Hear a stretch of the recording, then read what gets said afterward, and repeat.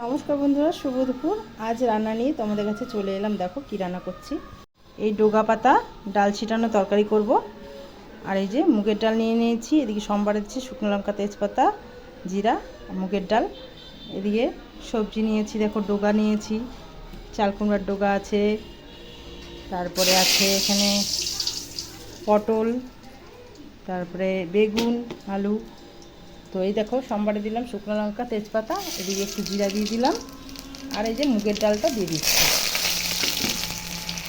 মুগের ডালটা একটু ভাজা ভাজা করেই সবজিটা এর মধ্যে দিয়ে দেবো।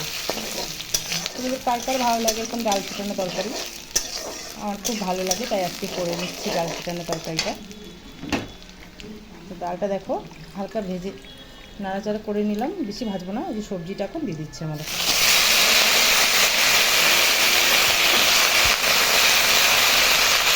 আমি তিনটে কাঁচা লঙ্কা দিয়ে দিচ্ছি, পুরো লবণ দিয়ে দিচ্ছি স্বাদ মতো, হলুদ দিয়ে দিচ্ছি,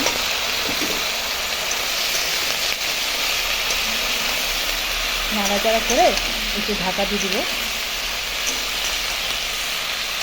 সবজিটা দেখো মজে গেছে, তো এখন একটু আদা গ্রেট করে দিচ্ছি। তো সবজিটা দেখো ভালো করে ভাজা ভাজা করে নিলাম। এখন জল দিয়ে দিব ডালগুলো সেদ্ধ হওয়ার জন্য। জল দিয়ে এখন ঢাকা দিয়ে দেবো, ডালটা সেদ্ধ হবে তাহলে। তো দেখো তৈরি হয়ে গেল আমার ডাল ছিটানো ডোগার তরকারি। আর সঙ্গে যে শিঙি মাছের ঝোল করেছি আলু পেঁপে দিয়ে। এই যে ভাত আছে। তো আজকে আমার তৈরি হয়ে গেল আজকে রান্না। তোমরা কে কী রান্না করলে আজকে জানিও বন্ধুরা। হ্যাঁ, তো রাখছি, টাটা।